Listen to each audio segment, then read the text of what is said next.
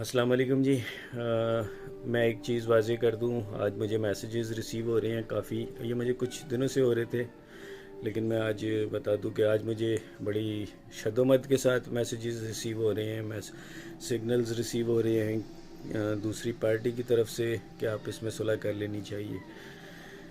Secondly इसके अलावा जी मुझे व्हाट्सएप के ऊपर जो पाकिस्तान की आवाम है जिन्होंने मेरे लिए बड़ी भरपूर दुआएं की हैं, वो भी मुझे मैसेज करके पूछ रहे हैं कि क्या आप लोग सुलह करने जा रहे हैं कल्प्रिट्स के साथ।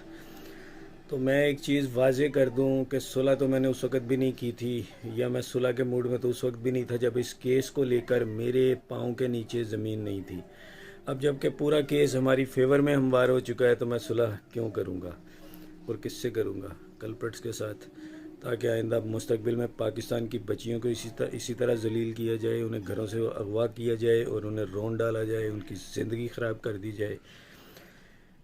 मैं सबको यकीन दिलाता हूँ, और मैं उन कल्प्रिट्स को भी बता देता हूँ कि आपको सज़ा मिलेगी। और मुझे यकीन है कि अब आपको ख्वाब में भी लांडी जेल दिख रही होगी, और आपको चक्कियाँ का पीसनी जेल की याद आ रही होंगी। अब आप जेल की चक्कियाँ पीसेंगे बड़ी जल्दी।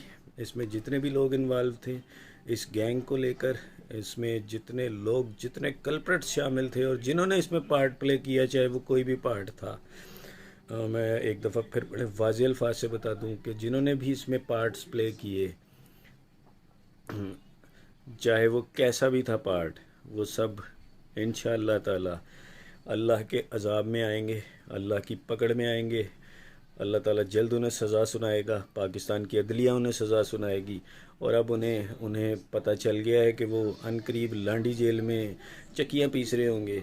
तो अब वो उन्होंने अपना सिस्टम जो है वो सुलह की तरफ तेज़ किया है।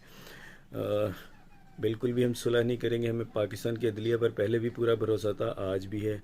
बड़ी जल्द इन्हें सज़ाएँ होंगी, और इसमें जितने भी लोग शामिल हैं वो जेल की चक्कियाँ पीसेंगे।